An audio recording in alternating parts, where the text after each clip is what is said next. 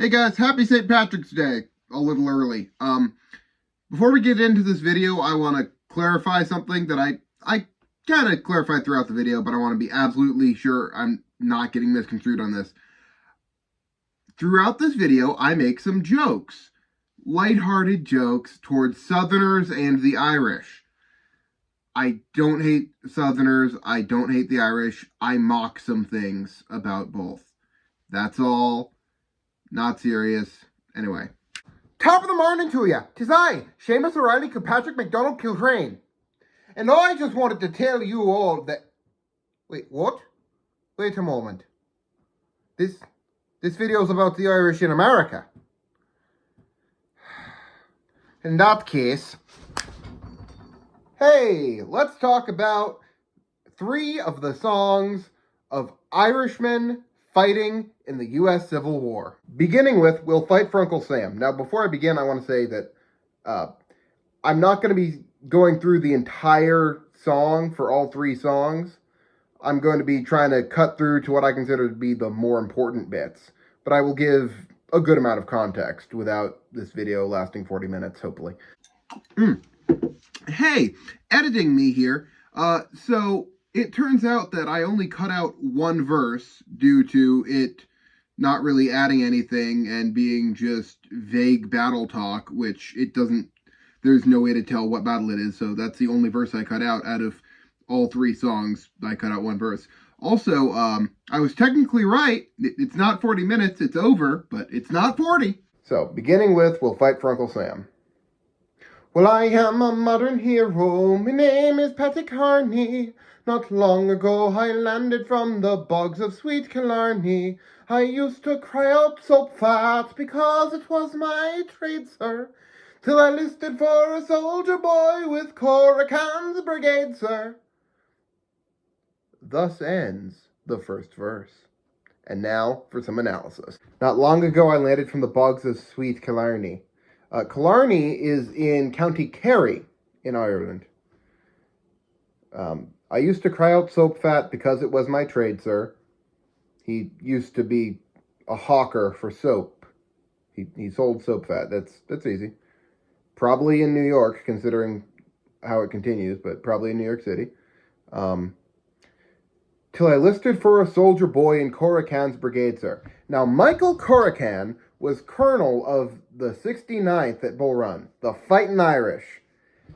He was immediately promoted afterwards, as he performed quite well despite the Union defeat. He was promoted to command of Coracan's Legion, which was the 155th New York Volunteers, the 164th New York Volunteers, the 170th, the 175th, and the 182nd, all of which are New York Volunteers.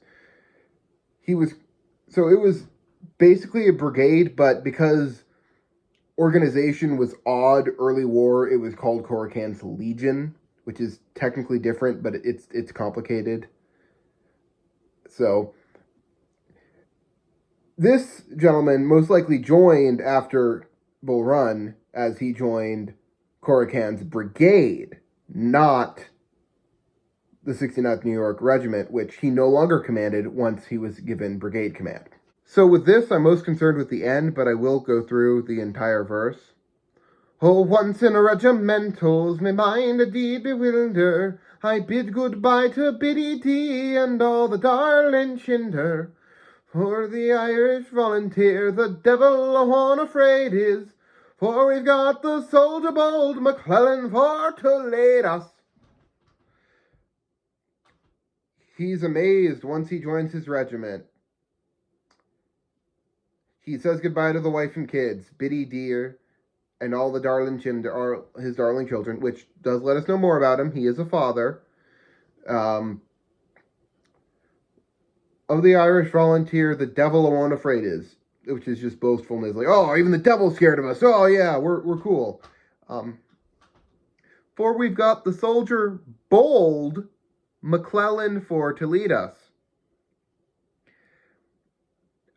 Now, some of what was said against McClellan was political.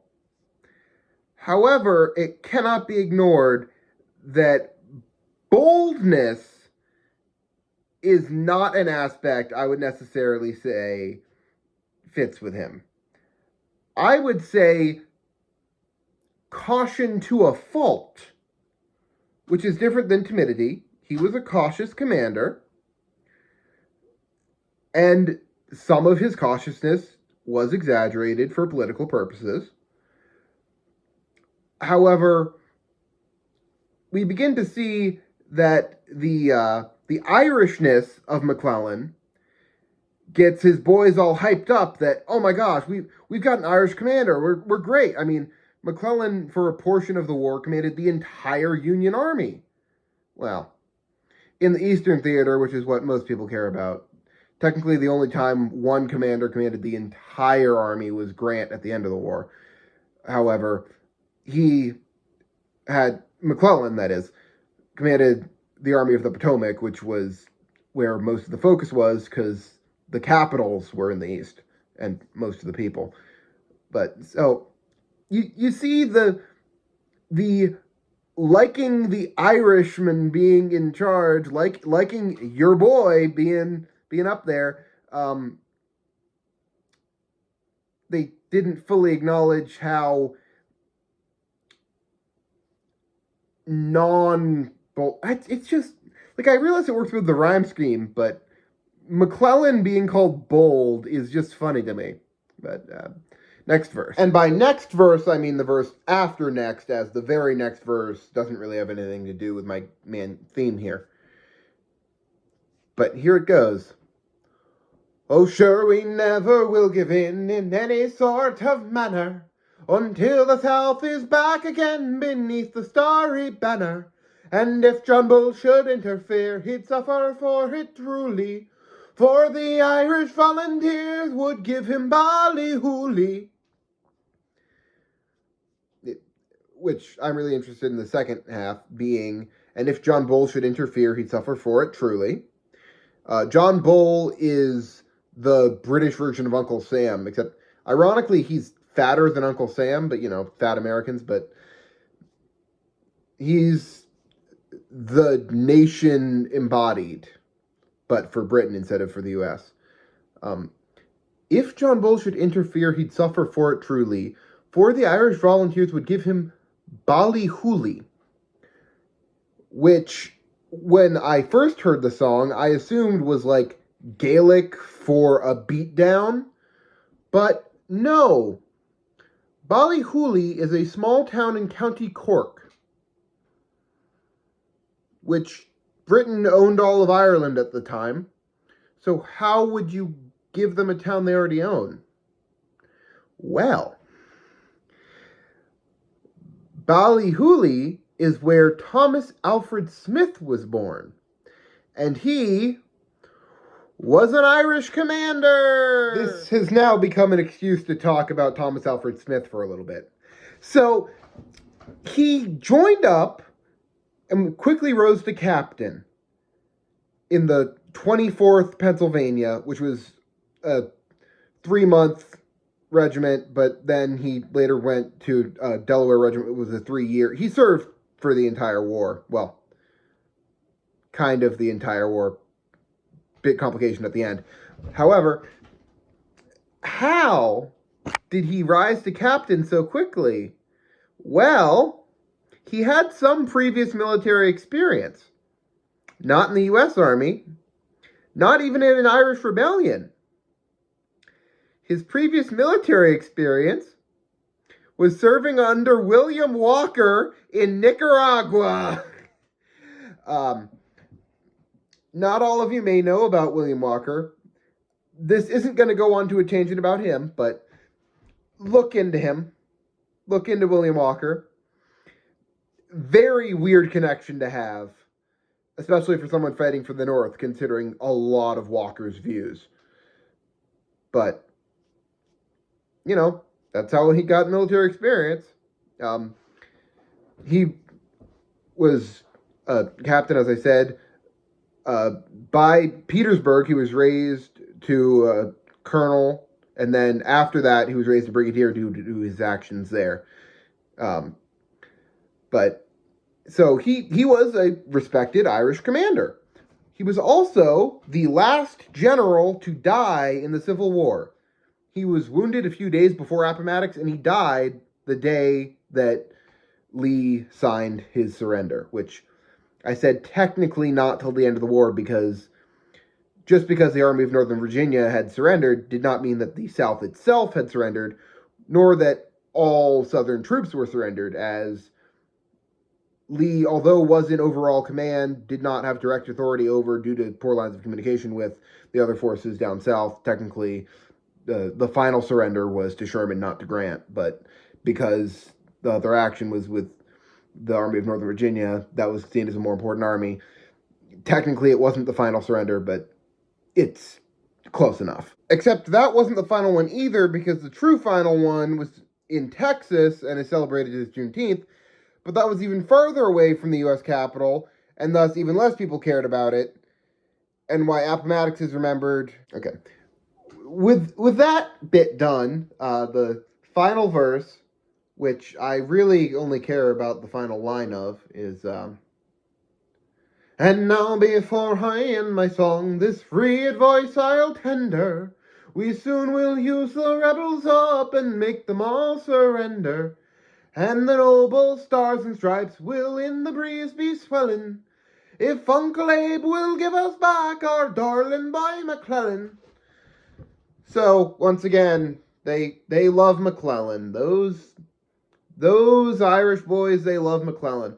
Ironically, not enough to, by the time of the elections in November of 64, to actually vote for him, but, they finally saw the error of their ways, and that McClellan was going to make a white peace, possibly, with the Confederates.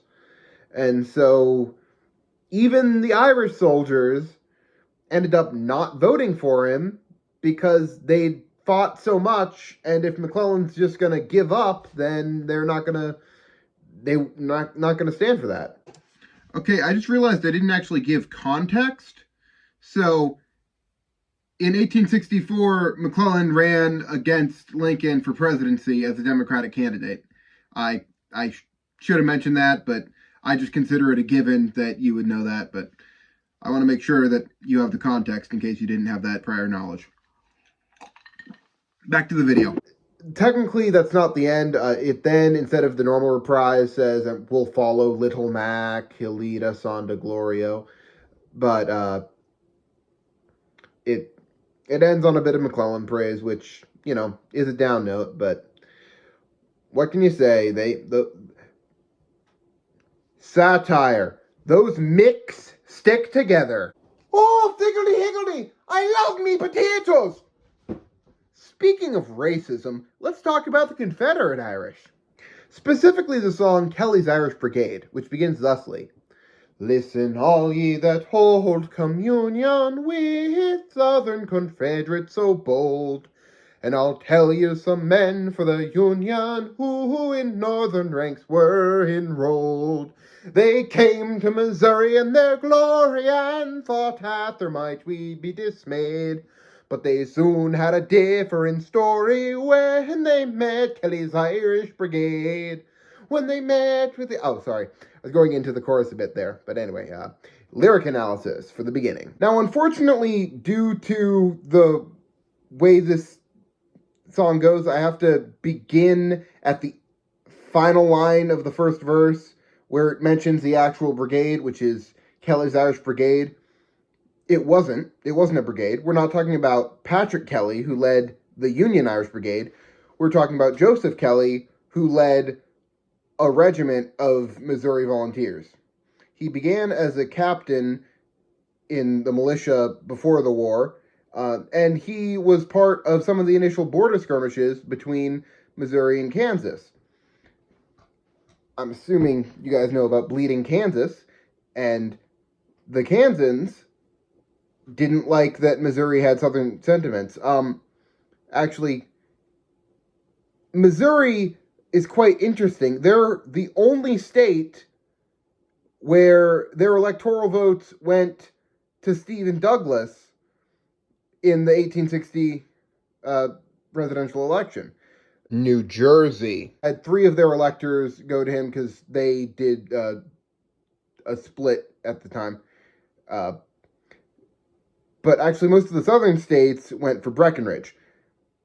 But that's not part of this. So they came to Missouri in their glory, thought after we'd be dismayed. They soon had a different story when they met Kelly's Irish Brigade. The initial skirmishes were favorable for the Missourians. Well, for the southern centralizing Missourians, there were also northern supporters in Missouri, as it was a border state, and they sent troops to both sides during the war. In fact, much like in Tennessee, they had 2 governors during the Civil War, and eventually one was in exile. But I'm going to try and not mention too much of Missouri politics while focusing on the song about Missouri troops, because the politics are very, very complicated, and I want to focus a little less on them. However, since I'm not sure where else I would put it in, the 2 main immigrant groups in St. Louis were the Germans, who were largely Lutheran, and the Irish, who were largely Catholic.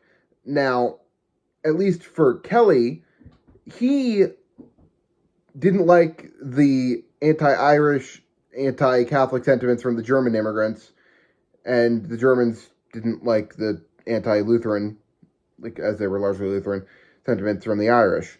The Irish also wanted to keep slavery, as they then didn't have the competition for jobs, which wouldn't really have affected Kelly considering his social status.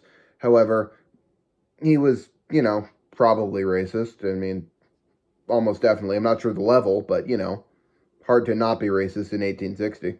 Next verse. They have called us rebels and traitors, but themselves have thrown off that name of late. They were called it by the English invaders at home in the year of 98. The name to us is not a new one, though 'tis one that will never degrade each true-hearted Irishman in the ranks of Kelly's Irish Brigade. They have called us rebels and traitors. Surprise, surprise, when you rebel against the federal government and commit treason, you're called a rebel or a traitor. But themselves have thrown off that name of late. Now, once the Confederacy truly formed, you were no longer just rebelling, but you were now the Confederate States. So it might be a bit of delusion to them, like, oh, they're not even calling us traitors anymore. But they were. It's just that you were also referred to as Confederates, as you were now had an actual solid unit that wasn't just the act of secession, but was now a government. I put government in quotes for a reason, but I'm not getting into it in this video. They were called it by the English invaders at home in the year of 98. Now, by using they, that means that this isn't addressing all Northerners.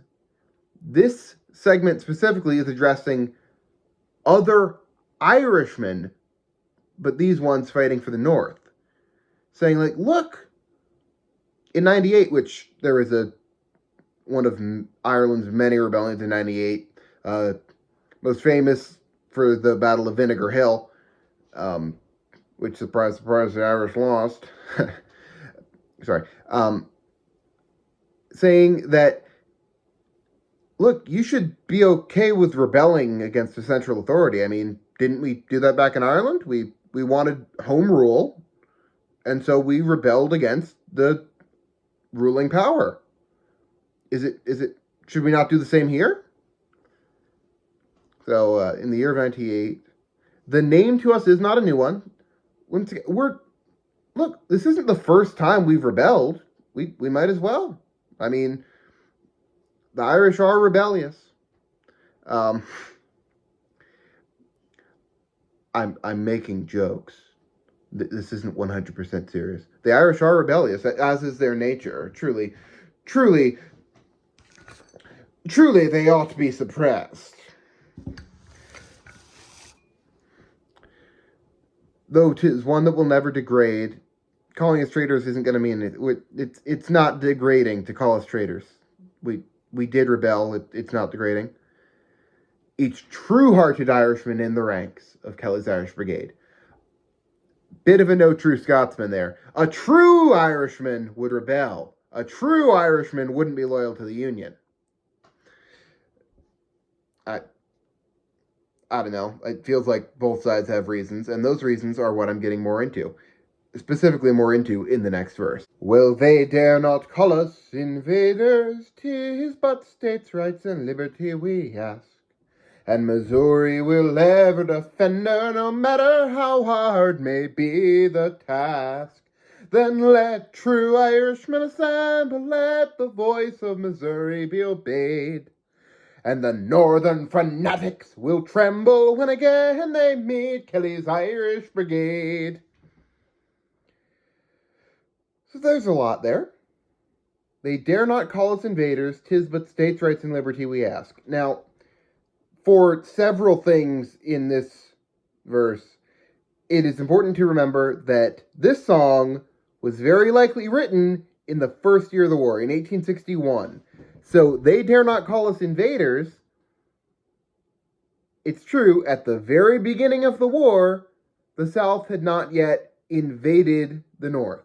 That's not a war of northern aggression. That is, Southern troops had not yet entered the North.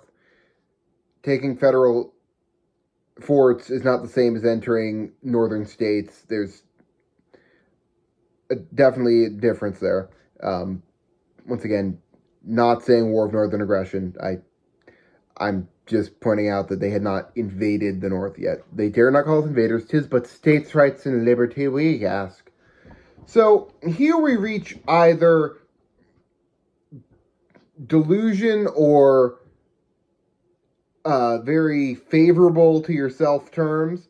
Now, admittedly, the Irish did have a different perspective, at least the Southern Irish had a different perspective than a lot of the other Southerners in regards to what the cause was truly about. That doesn't change what the cause actually was. It's just saying that they had different perspectives on it. And the voice... Oh, wait, no, sorry.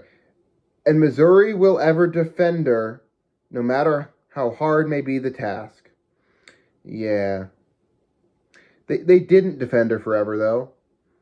By mid-July of 1861, almost all of Missouri was in Union hands. And it was totally in Union hands by late May of 1862. They did have some raids in January of 1863, but not really. Not much was gained, and it wasn't a long gain. Then let true Irishmen assemble. Once again, the true Irishmen. Let the voice of Missouri be obeyed. So, approximately 40,000 Missourians fought for the Confederacy. Over 100,000 fought for the Union. So, the voice of Missouri wasn't totally with the Southern cause there, was it? And the Northern fanatics will tremble when again they meet Kelly's Irish Brigade. Not really. Now, once again, Joseph Kelly did have successes early war. He was part of the capture of 3,500 Union troops. I mean, that's successful. But was quickly taken out of his state. That concludes the Confederate Irish section and brings us to our next song. The final song and another Union song. That being the Irish Volunteer. Me name is Tim McDonald, I'm a native of the Isle. Was born among all Erin's bogs when I was but a child. Me father fought in 98 for liberty so dear. He fell upon old Vinegar Hill like an Irish volunteer. Then raise the harp of Erin, boys, the flag we all revere. We'll fight and fall beneath its folds like Irish volunteers. My name is Tim McDonald, I'm a native of the Isle. You know, Irish name, McDonald. Wait a minute. It's March. McDonald's. I'll be right back.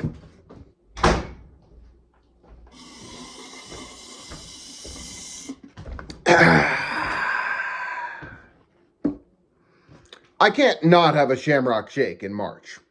So, where was I? Oh, yeah. I was born among old Erin's bogs when I was but a child. Erin, of course, is another name for Ireland, deriving from Ire. So it's Erin, Ire, Ireland is the disambiguation. It's just, it's Native Irish or Gaelic for Ireland. My father fought in 98 for liberty so dear. So remember how I talked about the Irish Rebellion in 1798? Well, Vinegar Hill, of course, which I mentioned, didn't go well for the Irish. So his father fought there. He fell upon old Vinegar Hill like an Irish volunteer. Let's do some math here. Best case scenario, if he was newborn when his father fought in 98 and died on Vinegar Hill, that would place him at 63 at the beginning of the Civil War, which the Union wasn't accepting people that old at the beginning of the war. In fact, even by the end of the war, they had far less old men and boys than the Confederacy did. Famously, the Confederacy have robbed both the cradle and the grave to obtain their current force. Said in the final year of the war by Grant. So, really weird. Probably he means like his forefathers, as in his grandfather, more of a spiritual father than his actual father, because he really shouldn't be that old and in the army. Unless you're in command. I mean, like I said, there were some older soldiers, but mostly you're not going to have guys in their 60s on the front lines. Then raise the harp of Erin, boys, the flag we all revere. The harp of Erin, of course, is a famous Irish symbol, originally used beginning in the 13th century, and it's what's on the Guinness bottle, the harp of Erin. It's the Irish coat of arms still, although no longer displayed as much as it used to be before the Ireland had its tricolor flag. And the harp of Erin was used on many Irish regiments' flags, famously the 69th, which I keep on bringing up because they're the most famous Irish regiment. Will fight and fall beneath its folds like Irish volunteers. They're gonna fight for the flag. Okay, next verse. When I was driven from my home by an oppressor's hand, I cut me sticks and greased me brogues and came o'er to this land. I found a home and many friends and some that I love dear. Be jabbers, I'll stick to them like bricks in an Irish volunteer. Then fill your glasses up, me boys, and drink a hearty cheer to the land of our adoption and the Irish volunteers. Now, I just want to mention, this song doesn't technically have a chorus. However, the final line of each verse is repeated to make it kind of a chorus, but each verse, the final line is repeated, so it's different each time. So not really a chorus, but there's a refrain at least. When I was driven from my home by an oppressor's hand. Now, that doesn't make any sense to me. I mean, yeah, the Irish were part of Britain at the time, but I mean, they weren't really being oppressed. I mean, they had plenty of food, right? They had plenty of food, right? I cut me sticks and greased me brogues and came o'er to this land. Cutting one's sticks is to pack up and move quickly. And greasing your brogues is prepping your boots for a long journey, which I'd say sailing across the Atlantic is a long journey. I found a home and many friends and some that I love dear. He acclimated to America. He moved in. Be jabbers, I'll stick to them like bricks, and an Irish volunteer. Bejabbers comes from bejesus, which comes from by Jesus. Because derivations are fun. I'll stick to them like bricks, so, stick together like a brick wall and an Irish volunteer. So he joined up because he found a sense of community in America, and seeing the South wanting to tear America apart, he stood up against it. Fill your glasses up with me. That's just some, having fun. The Irish drinking, of course, the Irish disease. I'm funny. Oh yeah, I am. Next verse. Now when the traitors in the South commenced a warlike raid, I quickly then laid down my hod, to the devil went my spade. To a recruiting office then I went, that happened to be near, and joined the good old 69th like an Irish volunteer. Then fill the ranks and march away, no traitors do we fear. We'll drive them all to blazes, says the Irish volunteer. Now when the traitors in the South commenced their warlike raid, at the start of the war, I quickly then laid down my hod, to the devil went my spade. So this is the type of spade they're talking about. It's a mason spade, meaning that this gentleman worked in construction. The hod is actually a piece of equipment used to carry bricks. It has a weird design. It's like a V on a stick that goes out. It doesn't look like it would be a good tool, but apparently it worked.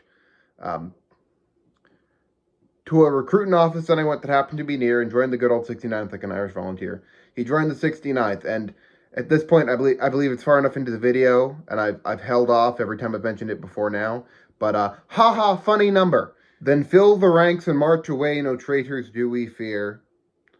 They're not afraid of the rebels.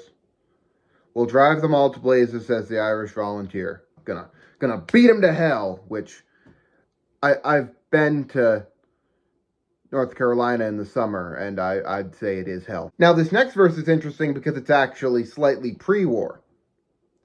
Now, when the Prince of Wales came over here and made a hubbub, oh, everybody turned out, in gold and tinsel too. But then the good old 69th didn't like these lords nor peers. They wouldn't give a damn for kings, the Irish volunteers. We love the land of liberty, its laws we will revere, but the devil take the nobility, says the Irish volunteer. Now, when the Prince of Wales came over here and made a hubbub, so in 1860, Prince Albert, the Prince of Wales, came to the Dominion of Canada as they had requested a visit from some royalty. They wanted Queen Victoria herself to visit, but she couldn't travel, or didn't want to, and that doesn't matter. Prince Albert is the one who came, and he laid the cornerstone for the Canadian Parliament building. But he then decided, while he was in North America, to do a goodwill visit to the United States of America. And this caused a big celebration in New York when he came, the hubbub, or hullabaloo. There's so many weird Irish pronunciations in this.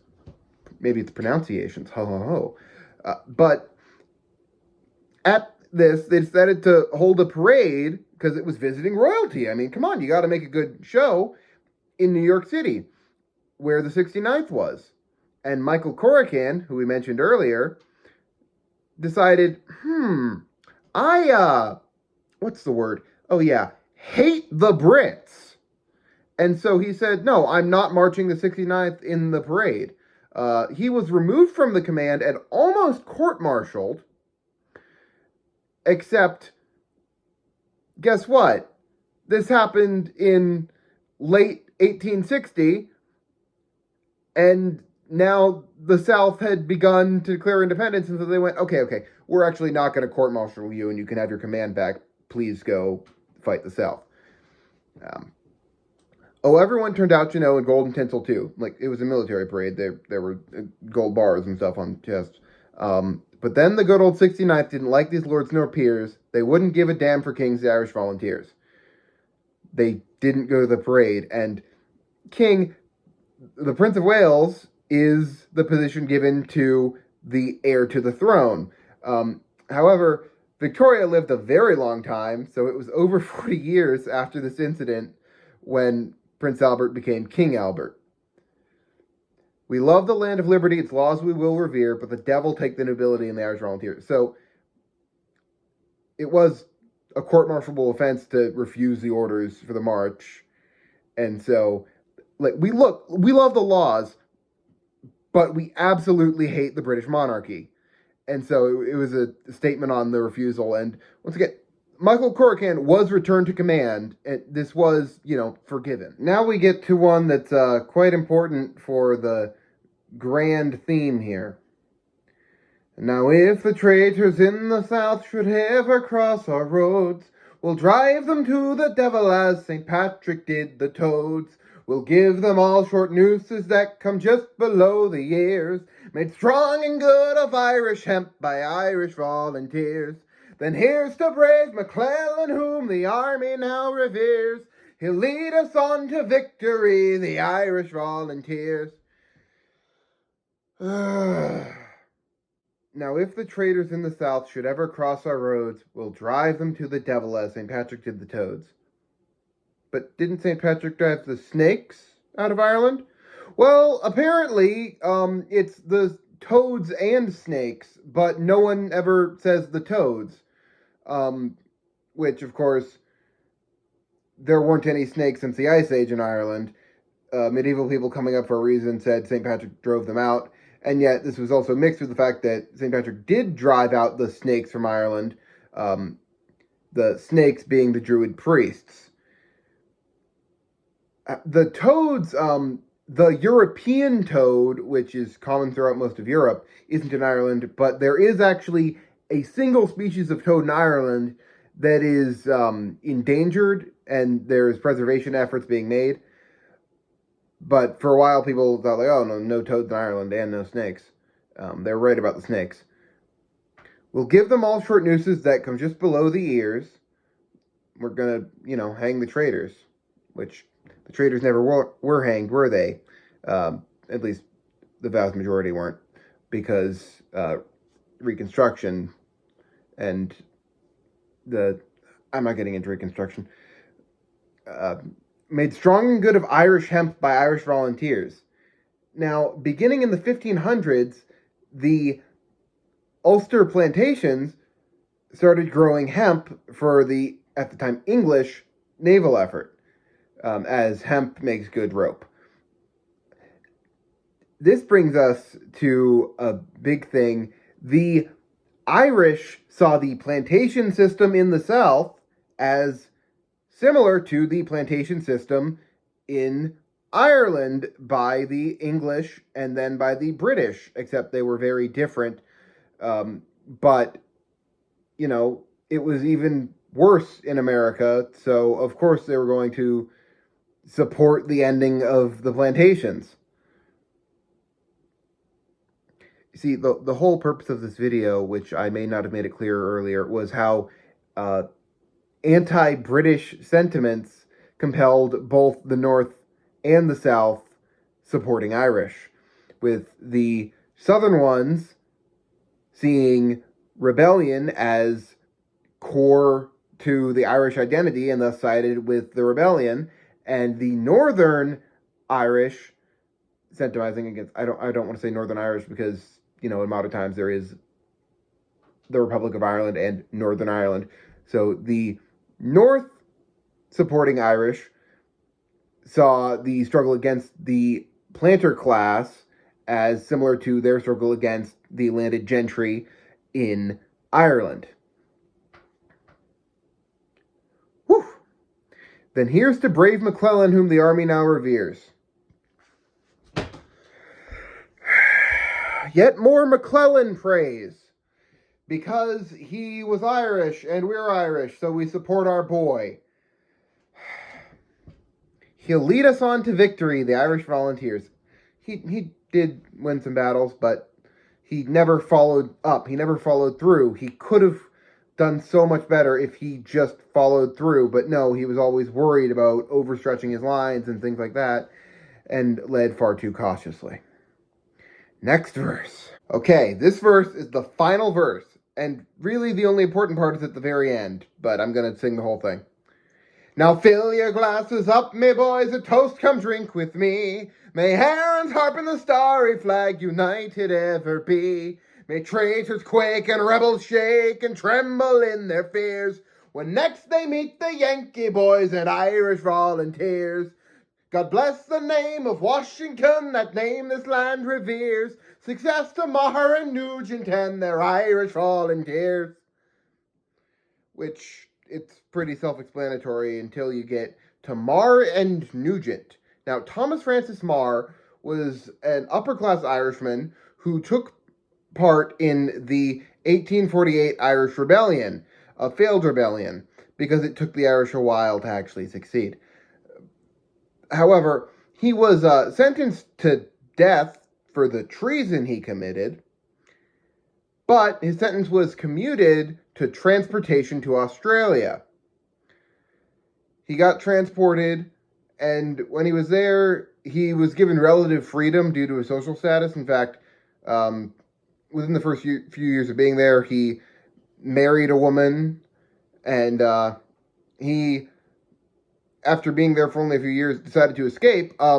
While his wife was pregnant, don't worry, he wasn't a deadbeat dad, because the child that she bore after he was gone died at 4 months old because high childhood mortality rates at this time.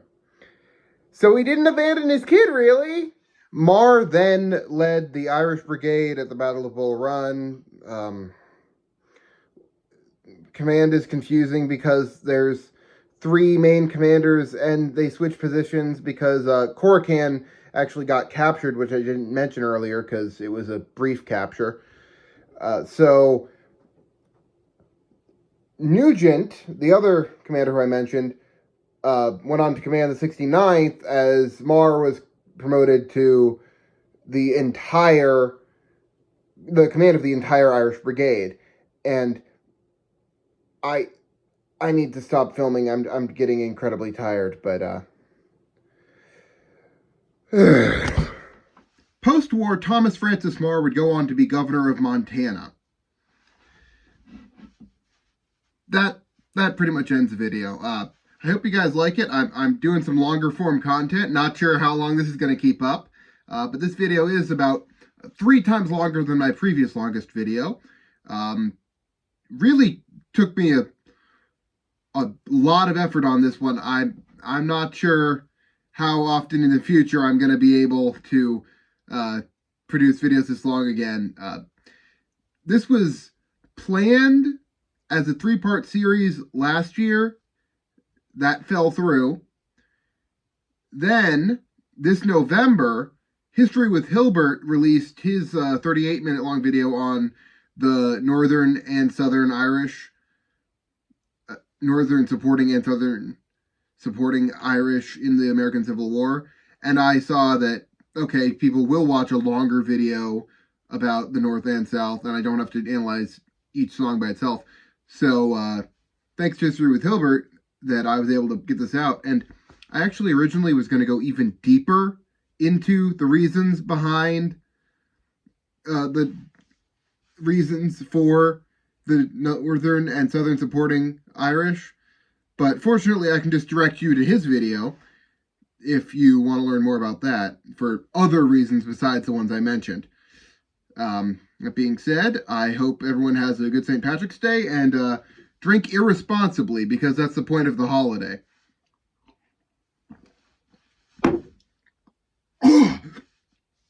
And the other point is to honor a saint who wasn't even Irish.